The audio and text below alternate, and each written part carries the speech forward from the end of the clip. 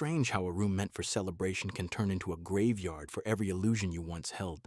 How the air itself feels heavy with the kind of silence that only follows a betrayal so sharp it numbs you before it hurts. I remember standing in that hotel doorway, my hand still wrapped around the handle, my suitcase tilted on its side, watching a scene I wasn't supposed to see.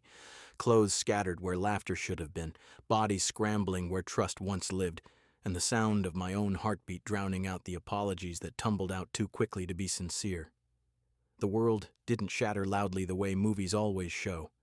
It collapsed inward, quietly, almost politely, leaving a ringing in my ears and a metallic taste in my mouth. I didn't scream. I didn't run. I just kept staring, unable to make sense of how everything I'd built my life around had dissolved into this moment of disorienting stillness. And later, when the shock had settled into something colder, something deeper, his mother took my hand as though comforting a child and whispered that I should forgive him. For the children, for the family, for the mistake she insisted was not worth unraveling our lives over. But as I sat there trying to breathe, trying to stay upright beneath the weight of all that betrayal, only one question kept circling through my mind. How do you forgive someone who looked you in the eyes for years while hiding a truth that ruins you in an instant? I didn't leave the hotel room right away. Most people imagine that the moment you catch your spouse in an act of betrayal, something inside you snaps so violently that instinct takes over. But what actually happens, what happened to me, is that your mind folds in on itself, trying to process too many conflicting realities at once. My name is Lena, and for 12 years I believed I understood the shape of my marriage. I believed I knew who my husband Mark was, who my best friend Tessa was, who I was within the small world we had built together. That world had flaws, yes, quiet resentments, exhaustion, routines that dulled the spark, but I trusted the foundation beneath it. I trusted the people I allowed into my life. That trust was the first thing to die in that hotel doorway. The anniversary trip had been my idea. I had been the one pushing for time alone, for a chance to reconnect away from the never-ending demands of our 2 kids and Mark's increasingly unpredictable work hours. He'd seemed hesitant at first, distracted even, but he eventually agreed. He insisted he would handle the arrangements, something that surprised me because he rarely took charge of planning anything. But I took it as a hopeful sign, a sign that he cared enough to put in effort. For weeks, I imagined us strolling along the boardwalk, sharing late dinners, rediscovering each other like couples in those soft-focused travel commercials. Instead, I walked into the hotel room early, eager to surprise him, only to discover he had beaten me to the surprise in the cruelest way imaginable. When their bodies finally separated, scrambling to cover themselves, they both began talking at once, voices overlapping, excuses tumbling, lies weaving through the air so quickly that I couldn't tell whose words belonged to whom. I remember staring at the headboard behind them, unable to meet their eyes, as if focusing on something inanimate would keep me from dissolving on the spot. Mark grabbed for his shirt, stuttering my name like a plea, and Tessa wrapped herself in the hotel blanket, shaking her head and whispering, "It's not what you think," a sentence so absurd in that moment that I almost laughed. But I didn't laugh. I stood perfectly still, the handle of my suitcase still stiff beneath my hand, as if letting go of it would mean accepting the truth fully. The strange thing is that I don't remember leaving. One moment I was in that room, and the next I was in the hallway, my suitcase upright again, my body moving mechanically toward the elevator. I don't remember pressing the button or stepping inside or walking through the lobby. It was only when I reached the parking garage that clarity returned in a sudden, crushing wave. My hands shook so violently I could barely unlock the car. I sat there for nearly 20 minutes before I could steady my breathing enough to drive. I didn't go home that night. I drove to a nearby beach overlook and sat in the dark listening to the waves crash repeatedly against the rocks below. My thoughts felt jagged, incomplete, shards of memories cutting into one another. Mark's hand resting on the small of my back at our wedding, Tessa laughing beside me as we picked out dresses for her engagement photos. The 2 of them talking at our backyard barbecue, leaning in close in a way that once seemed friendly but now felt sinister in retrospect. I tried to piece together a timeline, a reason, a signal I should have noticed before everything collapsed. But nothing aligned. All I felt was a rising sense of humiliation, as though their betrayal wasn't just an attack on my marriage, but on my judgment, on my ability to see the people closest to me clearly. By morning, I hadn't slept. My phone buzzed with messages, apologies from Mark, pleas for me to come back to the hotel so he could explain, long paragraphs from Tessa insisting she never meant to hurt me. I didn't respond. My mind felt too clouded, too raw. Instead, I drove home quietly, praying the kids were still at school so they wouldn't see the tear-stained exhaustion on my face. When I pulled into the driveway, my mother-in-law Janice was already there, standing on the porch with a worried expression that only deepened when she saw me. Mark had called her. Of course he had. Even in crisis, he needed someone else to manage things for him. Janice wasn't the cold or stereotypically overbearing mother-in-law you hear about in cautionary tales. She was warm and attentive, a woman who offered casseroles during every hardship and insisted on watching the kids whenever Mark and I needed a break. I loved her deeply, which made what came next feel like a secondary betrayal, layered upon the first. As soon as I walked up the steps, she wrapped me in a hug, but instead of the unquestioning support I expected, she began murmuring things I wasn't prepared to hear. "Sometimes men make mistakes," she said quietly, rubbing my back as though comforting a child. "He's under so much pressure at work. He told me everything, sweetheart. He's devastated. You two can get through this. You should forgive him. For the kids, if nothing else." Forgive him. The phrase echoed through my mind like a slap. I pulled away from her, studying her face as if I might find some misplaced compassion in her eyes, some sign that she understood the magnitude of what had happened. But she just continued speaking in that calm, maternal tone, explaining that Mark had been struggling, that he felt neglected, that he had fallen into something he never intended. As she spoke, I realized she wasn't comforting me. She was protecting him, shielding him from consequences, preparing me to absorb his guilt so he wouldn't have to. I felt myself shrink inside, like a piece of paper being folded again and again until it barely resembled its original shape. I asked her if she understood what I had actually witnessed, what it meant to walk in on your spouse with your best friend. She nodded sympathetically, but still insisted the marriage was worth saving. She brought up the children, 8-year-old Mia and 5-year-old Caleb, their innocent faces suddenly weaponized in a discussion about whether or not I should swallow my pain. "Think of them," she said. "Think of their home, their stability. Kids need both parents." But whose choices had destabilized our home, whose actions had endangered the stability she claimed to care about? That part she didn't address. Instead, she gently suggested that perhaps I had grown distant over the past year, that my stress levels, my long work days, my exhaustion might have pushed Mark towards someone who made him feel appreciated. I stared at her, unable to respond because arguing felt pointless against someone who had already assigned blame to the wounded party. I went inside without another word. The house felt unfamiliar, tainted somehow. Every framed picture on the wall, every piece of furniture we'd chosen together seemed to mock me. The morning sunlight spilling through the windows made everything look too bright, too exposed, as if the illusion of our happy family had been etched into the walls for years, while the truth lived behind it, like mold. I wandered from room to room, unsure what I was looking for, maybe traces of the woman I had been before everything crumbled, maybe hints that the betrayal had seeped into these walls long before I discovered it. I sat on the edge of the bed Mark and I had shared for so many years and felt a wave of vertigo. How many lies had he carried into this room? How many times had I unknowingly slept beside someone whose loyalty had shifted elsewhere? Mark came home later that afternoon, stepping into the bedroom as though he feared the floor might collapse beneath him. His eyes were red from crying, or from rehearsing his remorseful expression, I couldn't tell. He sat on the far end of the mattress, leaving a careful distance between us, and began speaking in a quiet, trembling voice. He said he was sorry. He said it had been a momentary lapse, a terrible mistake, that he didn't fully understand himself. He said he had been stressed, that he felt invisible, that he had never intended to hurt me. The phrases came packaged with sincerity, but sincerity from someone you no longer trust feels like an imitation, something close enough to the real thing to be confusing, but far enough away to sting. I asked him how long it had been happening.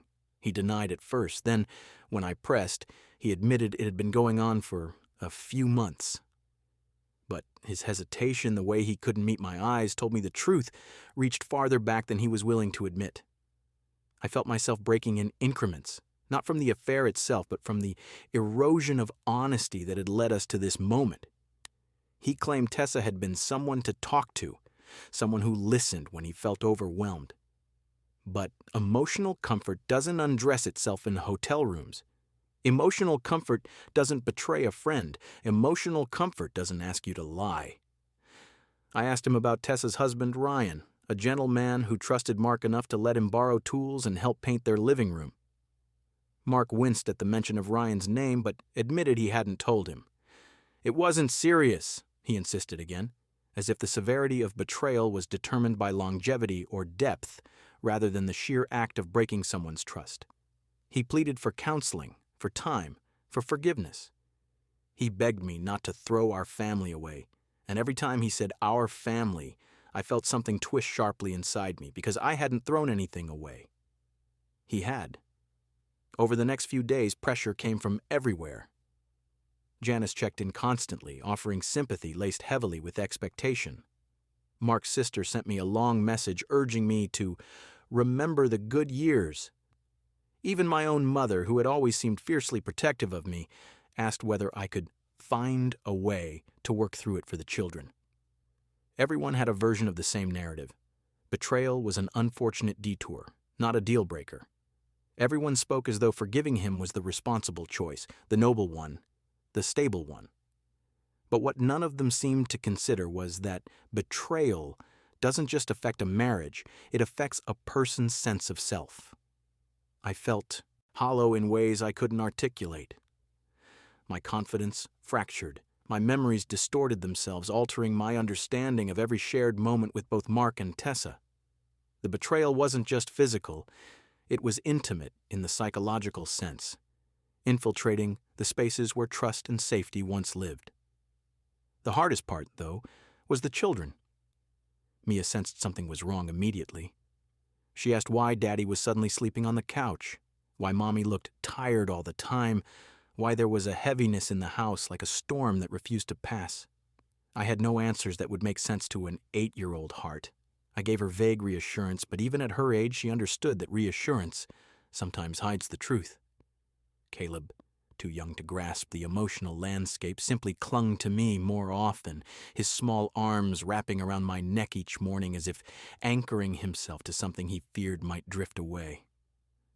What made everything more unbearable was the knowledge that Mark seemed to think the passage of time alone would heal the wounds. He began behaving as though I owed him conversation, owed him progress, owed him movement toward reconciliation.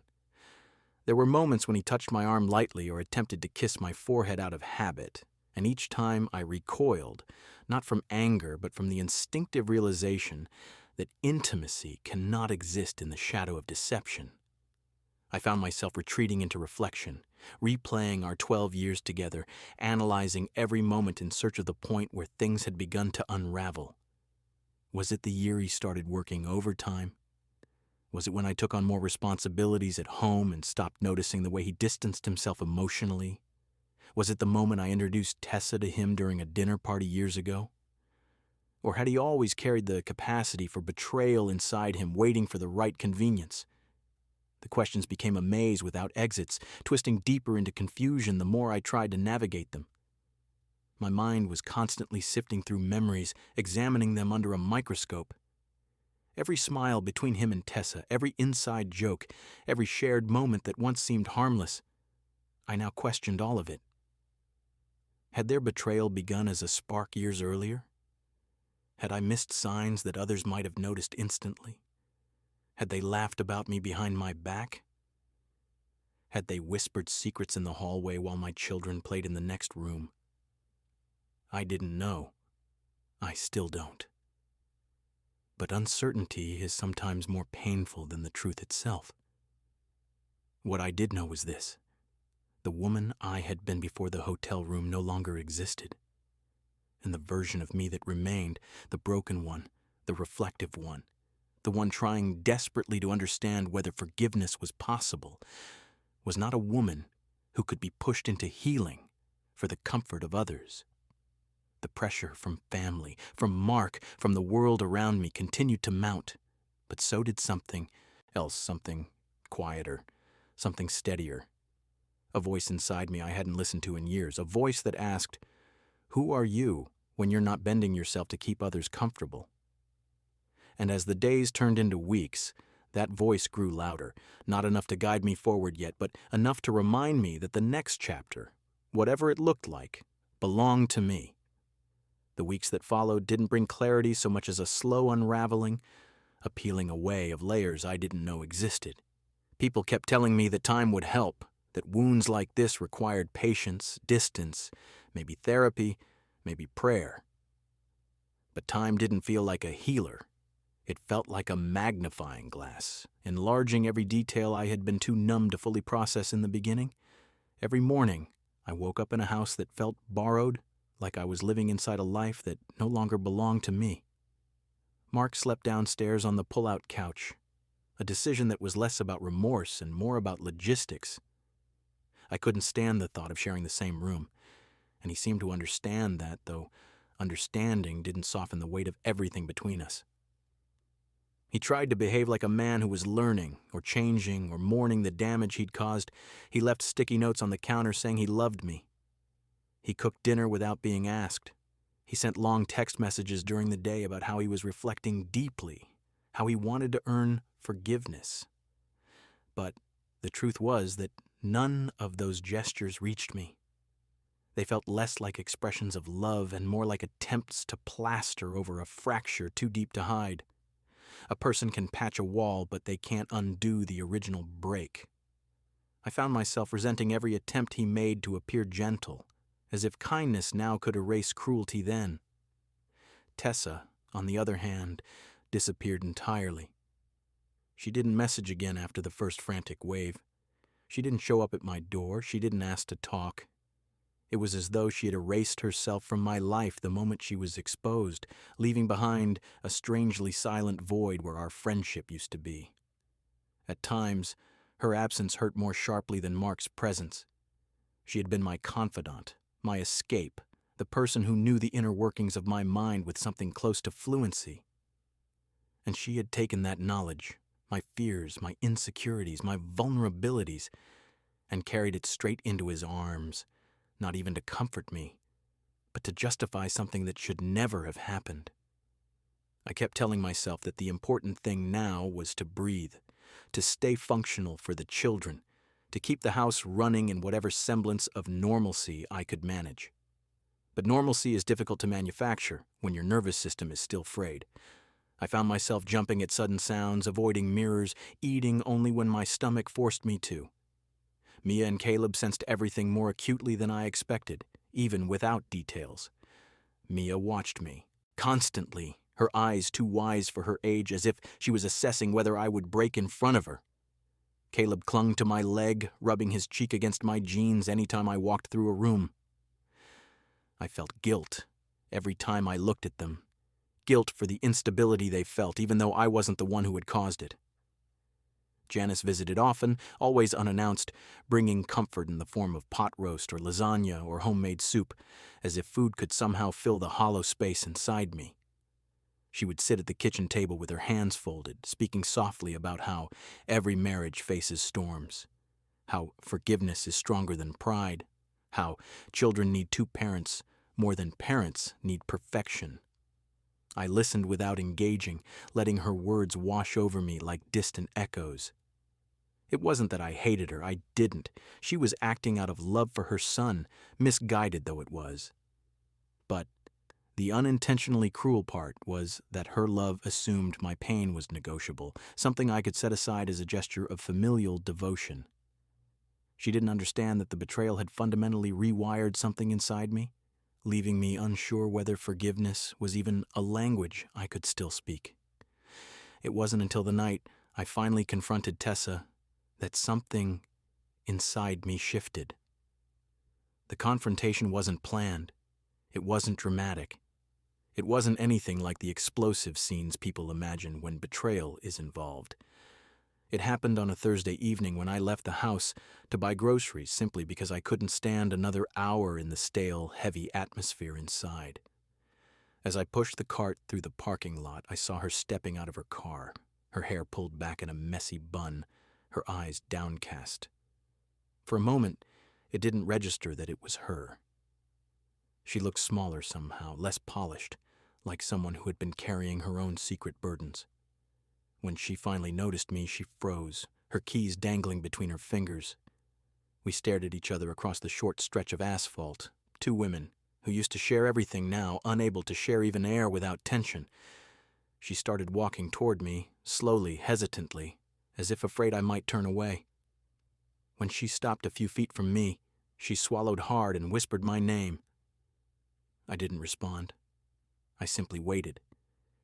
If she wanted to speak, she would have to begin without me guiding her. "I'm so sorry," she began, her voice trembling.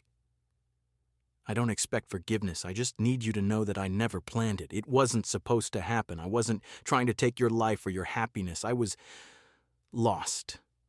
Lost." The word hit me like a hollow echo. Everyone in this story somehow felt lost, except me, the one dragged into the consequences of their choices. Mark had said he felt lost. Janice said he had been lost. Now Tessa was lost too. But I was the one wandering through the aftermath, trying to rebuild myself from scattered pieces. I asked her why. It was the only word that made sense, the single question that lived beneath every sleepless night. Why him? Why me? Why our friendship? Why the betrayal of two households, two marriages, two families? Her eyes filled with tears, but her answer felt empty, unfinished. She said she had been lonely in her own marriage, that she had confided in Mark long before anything physical happened, that they had connected over their shared feelings of exhaustion. She said she never stopped caring about me, even as she was betraying me. I felt something cold settle behind my ribs at that contradiction. Love does not coexist with deceit so seamlessly. I told her gently, calmly, too calmly, that she had taken my trust and used it as a shield for her secrecy, that she had looked into my eyes during playdates and birthday parties and conversations about the future, all while hiding something that would break me. I told her that the friendship we had was not something I could retrieve. It was not paused. It was not bruised. It was gone. Completely. Irreversibly. She nodded slowly, tears slipping down her cheeks. She didn't ask for more. She didn't argue. She didn't try to rewrite the story. She simply accepted the truth of the loss, and for the first time since the hotel room, I felt something like closure. Not healing. Not yet. But closure. A door quietly shutting, a chapter quietly ending. When I drove home, I felt strangely lighter, but also more aware of the path ahead. I realized that I couldn't make decisions based on guilt or pressure. I couldn't stay in a marriage because others wanted me to, or because my children deserved a version of family that no longer existed. I couldn't pretend the betrayal was a storm we could brush off. It was devastation. And devastation requires rebuilding, not pretending. That night, I sat down with Mark in the living room. He looked up from the couch with tired, hopeful eyes, as if expecting another chance to plead his case. I didn't give him the opportunity. Instead, I spoke slowly, choosing each word with the same care one uses to place fragile items into a moving box. I told him that I didn't hate him. Hatred requires too much energy. Energy I no longer had, energy I didn't wish to invest in him anymore. I told him that I understood he was human and flawed, capable of mistakes like anyone else. But I also told him that some mistakes break a foundation so deeply that the structure can never be trusted again, no matter how many supports are added. His face crumpled. He began to cry, quietly, desperately, like someone watching their future dissolve. He begged again, insisted he was willing to go to counseling, insisted that the children needed us together. But I told him the truth he had avoided since the beginning. Children do not need a broken marriage to feel whole. Children do not benefit from watching a mother abandon her self-respect to salvage a union built on deceit. Stability is not the same as silence. Together is not the same as intact. He asked if there was another chance somewhere down the line, if separation might lead to reconciliation someday. I told him I couldn't make promises I didn't believe in. My heart wasn't navigating uncertainty anymore. It was finally navigating honesty. In the days that followed, arrangements were made slowly, methodically. He found a small rental apartment nearby so he could stay close to the kids. We agreed on a custody schedule that allowed both of us time with them. He tried to make the transition as gentle as possible, but I could see the guilt weighing on him like a physical burden.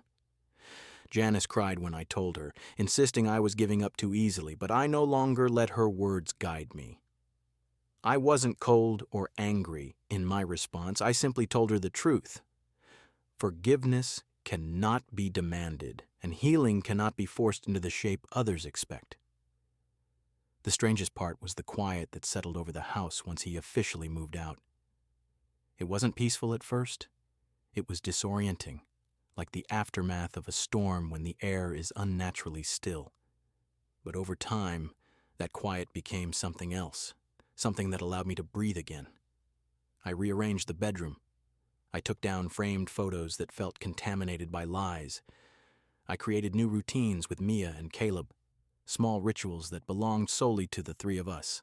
One afternoon, weeks later, Mia asked if Daddy was still part of our family. I pulled her onto my lap and held her tightly. I told her that family isn't something that disappears when people make mistakes. It simply changes shape. I told her that Daddy would always love her and Caleb, and so would I. But sometimes grown-ups needed different homes to be better parents, better people. She nodded slowly, her brow furrowed, trying to absorb concepts too complex for her young heart. But she didn't cry. She simply held my hand. And in that moment, I realized something profound. My children wouldn't be broken by the truth. They would grow through it. They would learn that love can survive change, that honesty matters more than appearances, that strength sometimes means walking away instead of holding on. As for me, healing didn't arrive as an epiphany or a single moment of release. It arrived quietly. In the mornings, I woke up without a knot in my chest. In the nights, I finally slept deeply. In the afternoons, I caught myself laughing with the kids. It arrived in the slow rediscovery of myself, the woman beneath the roles, beneath the expectations, beneath the betrayal. I didn't return to who I was before the hotel room. I became someone new, someone steadier, someone who understood that survival is not the same as acceptance, and that rebuilding requires courage not everyone will understand. And somewhere deep inside, I finally answered the question that haunted me in the beginning. How do you forgive someone who destroys your trust in an instant? The answer was simple. You don't. Not for them. You heal for yourself and you move forward with a heart wiser than before's.